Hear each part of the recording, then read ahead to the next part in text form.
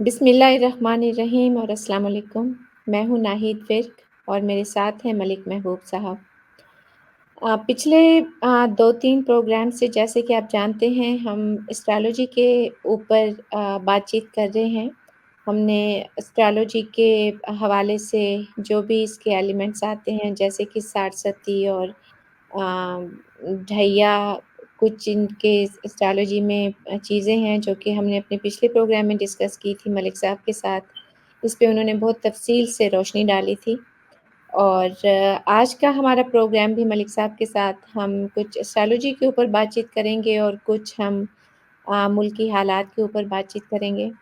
अस्सलाम वालेकुम मलिक साहब, कैसे मिज़ाज हैं आपके? वालेकुम सलाम, अल्लाह का करम। आप बताएं कैसे हैं?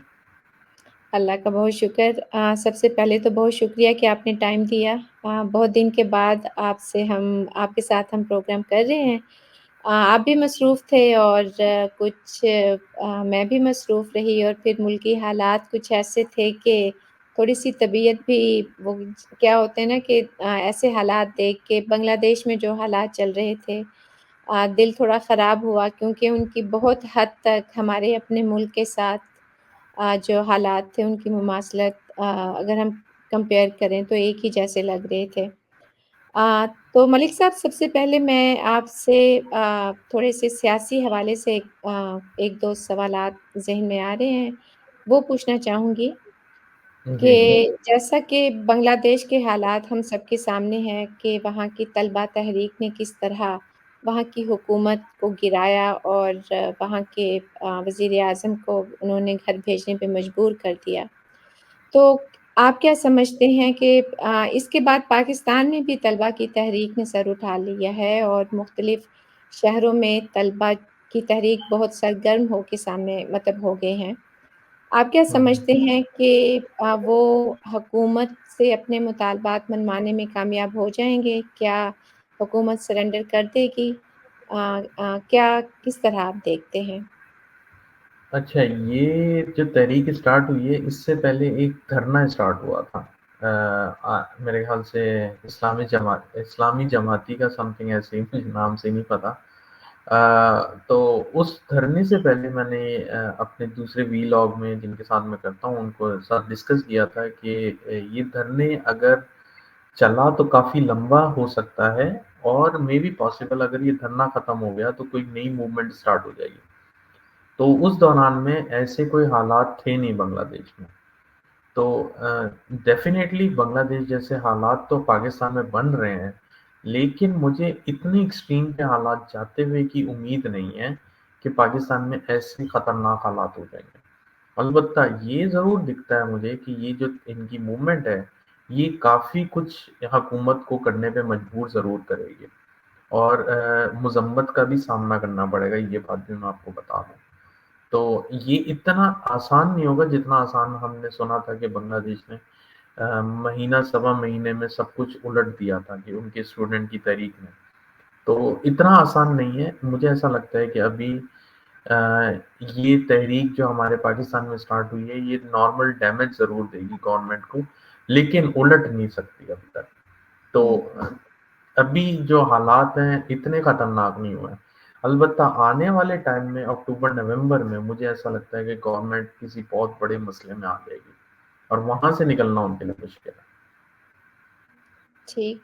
अच्छा जो आपने पहले जिस जो ज़िक्र किया कि जो इससे पहले धरना हुआ था, वो धरना तो ख़त्म हो गया, लेकिन सुनने में ये आया है कि वो कोई भी मुतालबा मनवाए बगैर वो धरना ख़त्म कर दिया गया और उनसे बस मीठे-मीठे वादे कर लिए गए, लेकिन असल में उनका कोई मुतालबा पूरा नहीं किया गया। वैसे तो वो क्योंकि बिजली के बिल बहुत ज़्यादा वहाँ पे आ रहे थे, तो उनको कम करवाने के लिए वो आए थे। तो कम करवाने के लिए धरना शुरू हुआ और धरना ख़त्म इस पे हुआ कि बिजली में मज़ीद इज़ाफ़ा उन्होंने मज़ीद उस में पर जी, कर बिल्कुल दिया। आप सही बोल रही हैं, इसमें कोई शक नहीं है। लेकिन धरने के बाद एक नई मूवमेंट जो स्टार्ट हुई है स्टूडेंट्स की, ये वाली, मैं उसका ज़िक्र कर रहा हूँ कि ये जो स्टार्ट हुई है, ये काफ़ी स्ट्रॉन्ग मूवमेंट है और इसका कोई आपको इफ़ेक्ट नज़र आने वाला है। धरने का तो मैं नहीं कह सकता था क्योंकि मैंने कहा या तो धरना काफ़ी लंबे टाइम के लिए चला जाएगा, काफ़ी तवील हो जाएगा, या फिर इसमें से कोई नई मूवमेंट स्टार्ट होगी। तो वो धरना तो तवील नहीं हुआ, ना ही वो अपने मुतालबात पूरे करवा सके।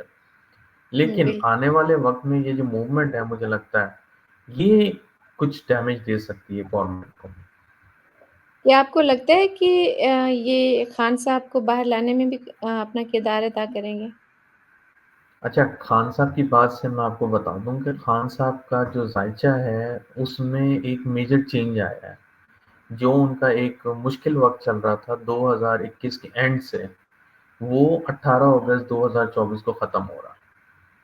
तो मैं ऑलरेडी आपको बता चुका हूँ कि मुझे ऐसा लगता है कि खान साहब अगस्त या सितंबर में बाहर आते हुए आपको सुनाई दिए जाएँगे, कि उनको या तो वो बनी गाला में मुंतकिल कर देंगे और हाउस अरेस्ट वाले सिनेरियो में डाल देंगे, या फिर वो लोग इनके पूरे केसेस खत्म कर देंगे।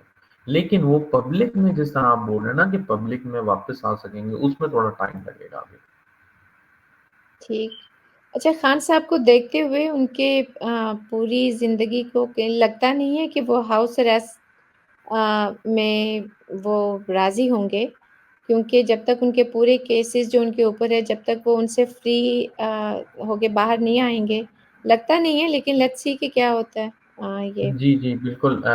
हालात तो ऐसे नहीं होंगे, मतलब मैं ये नहीं कह सकता हूँ कि हाउस अरेस्ट मतलब कहने का मतलब ये है कि वो पब्लिक के साथ इंटरैक्ट नहीं कर पाएँगे। दैट्स व्हाट आई मीन ठीक, टू से। तो उसको हाउस अरेस्ट का भी मतलब उसके साथ मैच किया जा सकता है। ठीक। अ, अच्छा मलिक साहब, हमारे पास एक सवाल है। हमारे अ एक किसी ने अपना तारीख़ पैदाइश और अपना टाइम ऑफ बर्थ हमें भेजा है, और जी, वो जी। जानना चाहते हैं कि उनके ज़ायचे में क्या लिखा है, उनकी कुछ वो उसके बारे में हुँ। है। वो दिसंबर 15th 1970 जी, जी। और सुबह 5:30 से कोई 6:30 के दरमियान का वक़्त उन्होंने बताया है। जी, तो जी। इसके ऊपर अगर आप थोड़ा-सा बातचीत थोड़ी-सी कर सकें तो? जी, ये मैंने आपके साथ शेयर कर दिया है इनका चार्ट, आप अगर स्क्रीन पे दिखा सकें तो। जी, तो ये हैं स्कॉर्पियो असेंडेंट, नंबर 8 आपको फर्स्ट हाउस में दिख रहा है, और इनकी जो फर्स्ट हाउस में है जुपिटर सन की कॉम्बिनेशन है। इसका मतलब ये है कि ये जो खातून है, ये काफ़ी नॉलेजेबल पर्सनैलिटी है, मतलब इनके पास बहुत नॉलेज होता है। ये नहीं कह सकता हूँ कि पढ़ी-लिखी की तरफ बात नहीं कर रहा हूँ। मैं आपको जैसे एक बंदा बोलता है ना कि जिस भी चीज़ में कदम रखता है उसके पास हाव-नो होती है। तो इस हुँ, तरह की हुँ। पर्सनैलिटी है, और सेम इनके फादर के पास भी कोई अच्छी मतलब डेफ़िनेटली अच्छी नॉलेज सिचुएशन होगी। मतलब इनके फादर भी अच्छे जैसे बोलते हैं ना नॉलेजेबल पर्सनैलिटी रखते होंगे, होल्ड करते होंगे। हुँ, तो हुँ। दूसरी बात इनकी ये है कि मुझे ये लगता है कि ये किसी बाहर के मुल्क में रहती हैं, क्योंकि इनके चार्ट में कॉम्बिनेशन ऐसा चल रहा है। तीसरी बात ये है कि ये जो इनके थोड़े से प्रॉब्लम है वो ये हैं कि ये थोड़ी स्ट्रॉन्ग हेडेड माइंडेड है, मतलब जैसे वो बोलते हैं ना कि थोड़ा सा ईगोइश टाइप इनके अंदर दिखता है, लेकिन डाउन टू अर्थ है। मैं ये बोलूंगा कि ये डाउन टू अर्थ है, हम्बल बहुत है, एहसास रखती है, लेकिन थोड़ा बहुत ईगो आ जाता है ऐसे बंदों में, क्योंकि आप देखेंगे सन इनके फर्स्ट हाउस में है। तो सन ये दो चीजें रिप्रेजेंट करता है, एक तो ये गुस्से की तेज होंगी, दूसरी बात ये है कि ये लीडिंग पोजीशन को बोलती होंगी कि ये मैं पोजीशन मतलब लीडिंग पोजीशन पे रहना चाहती हूँ। अच्छा, तीसरी बात ये है जो मैंने इनकी इम्पोर्टेंट नोटिस की है कि इनकी रिसेंटली एक मेजर दशा होती है, जिसको बोलते दशा हैं को कि उर्दू में जिसमें अगर बोलें तो शायद समझ ना आए दशा की। हाँ जी, दशा का मतलब ये होता है कि जैसे टाइम पीरियड आता है, हर प्लेनेट का एक वक्त होता है। तो इनका एक जो वक़्त जो लास्ट गुज़रा है, वो मुझे काफ़ी टफ़ गुज़रता हुआ दिख रहा है 2017 से लेके 2023 तक। इसमें इनके हालात मुझे काफ़ी डिफ़िकल्ट लग रहे हैं कंपेयर टू नाउ। तो अभी मुझे ऐसा लगता है कि ये यहाँ से मूव होने वाली है। अनकरीब, लेकिन थोड़ा टाइम लगेगा। ऐसा नहीं है कि मैंने बोला है और बस ये मूव हो जाएँगे। ऐसा नहीं है, लेकिन अभी ये यहाँ से मूव होने वाली हैं।